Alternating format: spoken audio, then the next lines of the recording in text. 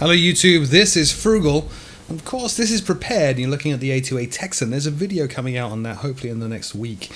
But that's not the point of this video. The point of this video is actually what you're looking at, which is the fact that the camera is moving very, very gently and very slowly and very beautifully. If there's one question I get asked more than any other question on all of my flight sim videos on YouTube, it is, how do you change the camera view so smoothly? How do you get those strange, sexy transitions from view to view?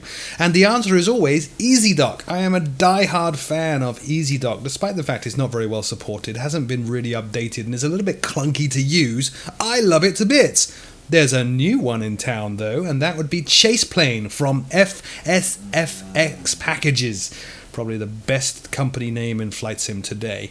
So Chaseplane is due out next year. What you're looking at here and what you're going to see in this video is a first impressions of an alpha build of FSFX Packages Chaseplane. That is to say, it's not even beta. It is buggy. It does have issues. It's not finished. There are new things coming and quirks and idiosyncrasies that you may or may not like in this video, may or may not go away before it's released, and you can't buy it yet. FSFX Packages were kind enough to reach out to me and say, Pete, would you like to see the alpha and would you like to do a video on it? I said yes and yes, so here it is. And what you're looking at here is their cinematic mode.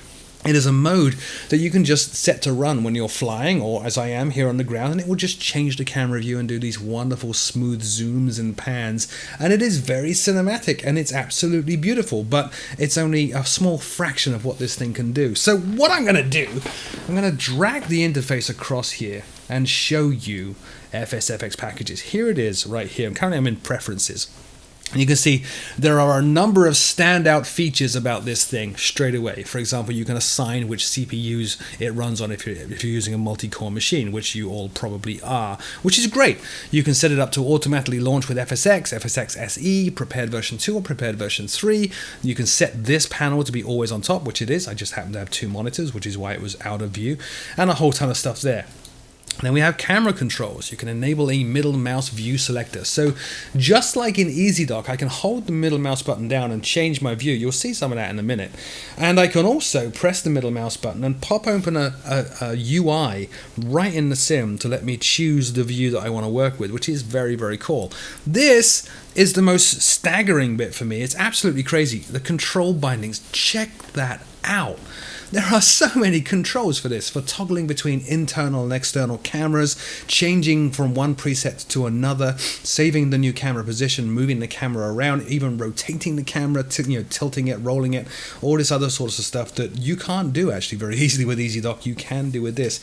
It is phenomenal. You'll notice on the left-hand side here a community setting as well, and that's important. Everything that you set up here in Chaseplane when it releases is saved up into the cloud on the internet. So if you use multiple computers, you always have access to all your settings and all your views. More importantly though, you can share your settings and your views with the community, and other people can search for them and find them and download them, which is wonderful. That feature's not in here yet, and there's a couple of other features missing. For example, static cameras, or world cameras as they're called in EZDok. But the bulk of it is coming along very, very nicely. And you'll notice here from these bindings, I've set up a ton of stuff. I've actually bound an Xbox controller up, and I've bound my Razer Orb Weeder, which is what I normally use for view management with EZDok, up to control all the views.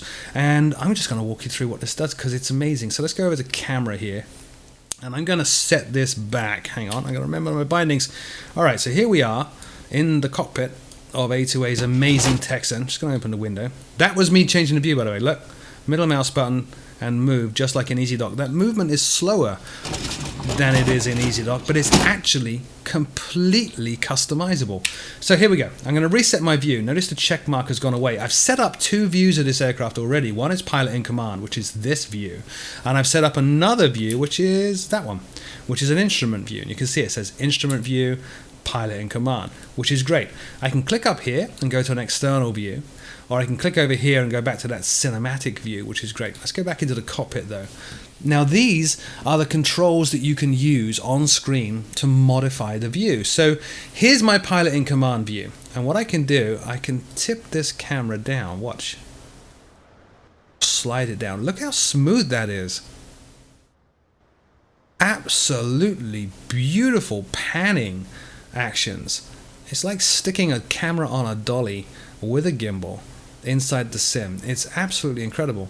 Love how refined that is. So I can slide the camera up and down. I can slide the camera forwards. I can slide it backwards. And I can do it fast as well. Don't have to do it slow, which is great. I can laterally shift the camera to the left or the right as well, look. That's wonderful. I'm not sure what pan does. Oh, pan pans the camera around. So it's like the camera is on a tripod and you're panning it left and right, which is wonderful as well. But you'll notice over here on the right hand side, roll, tilt, and focal. Look, here's tilt. I can tilt the camera down. I can roll the camera. How cool is that? And I can change the focal length of the camera, or in more normal terms, I can zoom. So if we build this up, look, whoop, we can change the zoom and then zoom all the way out again. Now that in itself is pretty great. The cool bit is all those key bindings. Watch, I'm going to pick up my Xbox controller here. I can do all of this with the Xbox controller as well. Isn't that incredible? Silky, silky, silky smooth. It's incredible. Love this thing so far, and it's not even anywhere near even beta yet, and it's absolutely amazing. Which is why this is just the first impressions. Obviously I can't draw conclusions, but I already have. It's amazing. But second of all, I can't show you everything there is to see because it's still in development and new features will be coming along, and I've only had it for a little bit of time myself, but I am going to start using this instead of EZDok because it's amazing. So why the heck's not, right? Look at that.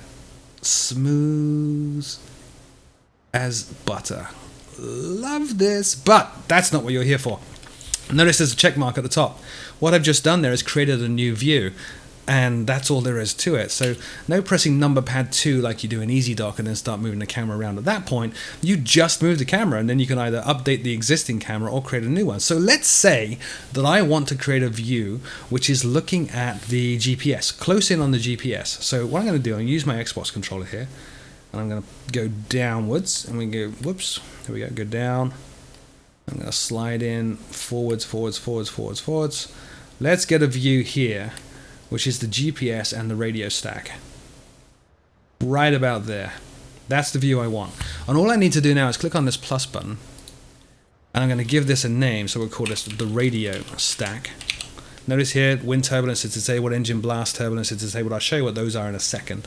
So this is called radio stack, and save it. That's it. That's all there is to it. I just created a new view. And now I can cycle back through my previous views. So there's pilot and command, radio stack. Pilot and command, instruments, radio stack. And you can change the speed of that transition as well to make it as slow or as fast and silky as you want, which is amazing. If we look on here on turbulence, there's a number of sliders here. The accelerations slider, gyroscopic engines, blast area. If you're doing the external view and you stick the camera right behind an engine, the blast area affects that. It'll make the camera shake and bounce, which is very, very lovely. Ground, wind turbulence, you can fine tune these as well, which is great. There's an advanced settings here where you can change the speed of all these transitions and movements right here. Motion speed, inertia, gyroscopic speed, and gyroscopic inertia. You can set individual values for each of those per camera, so per view. I can set that up for, let's change my view again here, radio stack. All right, so I'm going to set the motion speed here to really crazy low, and motion inertia to really crazy low, and gyroscopic, we'll push all that down, and we'll save it. That's saved.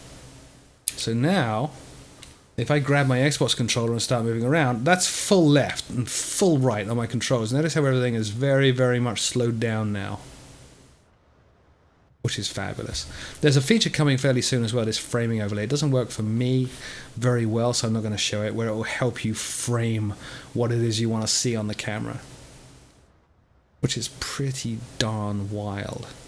In addition to all of that though, once you've created your presets, let me zip on back pilot and command. Once you created your presets, they appear here. So my onboard presets, pilot and command, instrument view, and radio stack. I can go ahead and do some external ones as well. So let's get a nice shot from the front of this aircraft. I tend to set up about 6 angles on the outside of an aircraft when I'm about to film it. So I'm going to try to remember how I have this set up. That's not it. That's it. Alright, so there's the external. And And you can see it's already lit up external outside. And I'm going to go over here. And again, all the camera controls that we had internally, I've now got externally as well, so I can rotate and tilt and pan and shift and all sorts of lovely stuff. So let's set up a view. Let's move this a little bit. I'm keeping this on the screen so you can see what's going on. You don't need to have that on the screen, obviously. There. So I'm going to set that up. Oh, that's a nice view. A2A make the most incredible aircraft. All right, let's do that. Look at that. That's very, very dramatic. So I'm going to go ahead and I'm going to save this view. And we'll call this front, left, nose. Now I have an external view. And I can jump between these views at any point in time. So pilot and command, front, left, nose. Instrument view, front, left, nose. Which is amazing. Let's go ahead and make another one. So all I need to do is just grab my Xbox controller or keybinds. You can bind it to keys as well. Look at that view. This is great. You know, I can't remember what keys I have set up for zooming. There are so many buttons and stuff on this. And what I would like to do is rotate this. So let's go over here to controls. And I'm going to roll this view like that. I'm going to tilt it upwards a little bit. Like that. Whoops. Let's roll this just a tiny bit more. Pretty dramatic looking, isn't it? And we'll change the zoom here. We'll actually zoom out, get more of a fisheye on the world around us. This will be nice in flight, I think. And when we're done, I can click on the add button. And we'll call this nose tilted. Just created a new view. That's all there is to it. It's utterly, utterly brilliant. Enjoying this. And as I said, I'm going to start using this for all of my videos. That is a problem that we have in EZDok. Depending on how you rotate a view into another view, you can get that kind of weird snap around. They have that in Chaseplane right now. I'm sure they'll come up with an easy way of fixing that, but it's there for right now. But anyway, you get the idea. Let's zoom around some more. Oops, I haven't set up my orb weaver. I'm so used to using my orb weaver to control views. Everything gets a little bit obscure and strange if I use something else. Let's recenter this. Notice how it's kind of stretched. The perspective is very stretched. The wing here seems a lot closer than that one. It seems just distorted in some respects. If we zoom in and change the focal length and then move out a little bit here, there we go. Now it's a bit more realistic, I think. Get rid of the roll that we've got in here. Done. Love this. And try to bring that onto the thirds for proper photographic framing. There. That's a good view. We'll call this one front right. Front right. What else can we do in here? The advanced settings, again, you already saw that transition in and out. I don't know where you change the transition speeds. I know you can. That's the built-in display. Okay, not to worry. I'm not going to worry about it too much. You get the rough idea, right? But here we are. We got a bunch of views created in absolutely no time with no drama. It is very, very, very, very lovely. Now, if you get rid of this interface, I got to remember the button I have assigned to do that. There we go. So that's gone away, and we're just in the sim now. There is also a view selector that you can bring up within the sim. There. I have to press and hold the middle mouse button, and it's a little bit quirky. It doesn't always work exactly as I would like it to, but that's going to be fixed, I'm sure. And I can scroll through my categories now, so onboard and outside. I can go over here, open Chaseplane view, that's cinematic view, reset the camera, new camera, save. Oh, there's cinematic right there. So that's opening the interface. I can disable the interface here as well. But what I'm going to do, I'm just going to change my view. So let's go from here. We'll go onboard, radio stack. There. Done. Isn't that great? And it's smart enough to know that we went from an external view to an internal view. So it didn't bother doing the funky transition stuff. It just jumped us straight in.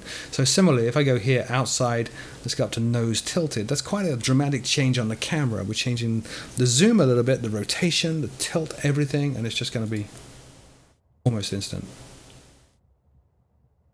Love this. So like I said, I'm not going to show you everything there is with this. You're going to see a lot more of this. A huge amount more of this. Pretty much every video I do from this point with FSX or prepared is going to be using Chaseplane. Even though it's not ready for prime time, I'm happy to take the risk that things are going to break and not be exactly as I would like them to be, because it is just such a dream to use. So, can't wait for this release. No idea when it's going to release. No idea of a price tag. There's that cinematic view. By the way, cinematic sometimes I find like this breaks. It might break because, I don't know, it's just looking up at the sky for some reason in this case, or it might be behind a building. You can bind a button to request a different angle. Let me press that button now. There it is. And I can press it again. So that's a different angle. That's a beautiful shot, isn't it? So who is this going to be for when it's released? It's going to be for all of you. EZDok is one of those add-ons that I just can't live without if I'm simming. When I fly an X-Plane, I hate the fact that I don't have EZDok. I know there's X-Camera and all these other add-ons out there which do similar stuff to EZDok, but I'm just used to the way EZDok works and the freedom it gives me. It's an essential add-on. You need to be able to set up views in any aircraft, I find, that you can very quickly get to and snap a camera to look at something like an FMC or the MCP or the overhead or the pilot view or the instrument close-up. It's very convenient when you're flying to be able to snap those views around, I find. So as a pilot, camera utilities like this one are, I believe, essential for everybody who flies the sim seriously. I believe so far from what I'm seeing, Chaseplane has every possibility, unless they really screw up between now and release and just wreck the whole thing, it's got every possibility to be the new standard, which is utterly great, because as I said, EZDok is not very well supported. I am a big fan. I'm not a big fan of how much support it's not received in recent years, so I'm looking forward to this really maturing, especially once they get the static world cameras in there and you can set up those amazing static cameras to get a footage of you taxiing out to the runway, for example, or stick a camera on the end of a runway on the threshold and see that dramatic shot of the aircraft flying overhead. Those things are coming fairly soon, I hope. When they arrive, I'll do a video just on those and show you how they work. There's an example of why we need this request new angle feature. But overall, really loving this. Really loving this. Let me know in the comment section below what you think, and stay tuned for more videos featuring this, the first of which is probably going to be this one, the A2A Simulations T6 Texan First Impressions, which I've spent far longer than I should have spent on. As always, my name is Frugal. Thank you so very much for watching, and until next time, I will see you all very soon.